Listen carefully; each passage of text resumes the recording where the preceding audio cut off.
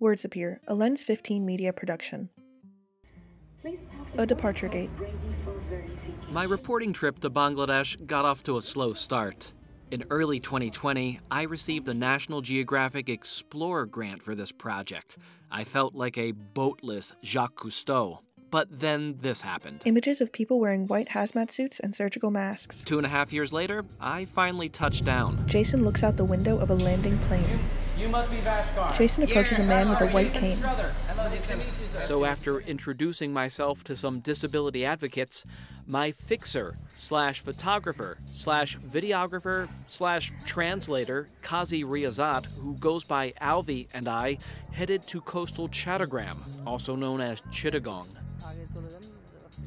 I wanted to come to Bangladesh because climate change has perhaps already forced tens of thousands of people from their villages. Sea level rise and floods destroy farmland, and warming water in the Bay of Bengal seems to have disrupted fishing seasons. A muddy stream leads to the open sea. But I had a feeling that people with a disability weren't part of that internal migration and are being left behind to face the effects of global warming.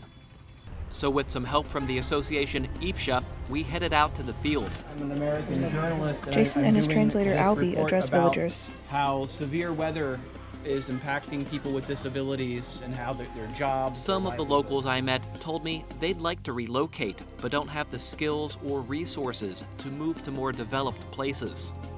And in the case of an emergency, like a tropical cyclone, they have to rely on their family and friends to keep them safe.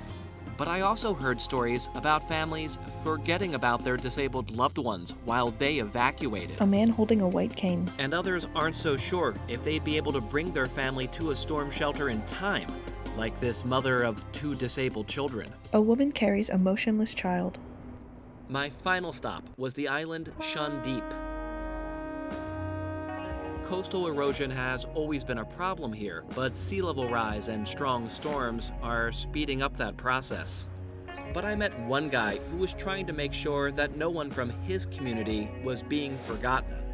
Jahadul Islam runs a community group that dispatches vehicles to pick up people with a disability, the elderly, or anyone else who needs a lift to a storm shelter, like this one, which I wouldn't describe as accessible. Stairs lead into a concrete structure. Our ride, the CNG, seems to be breaking down, and I think I need to help push it. Jason and another man push an auto rickshaw.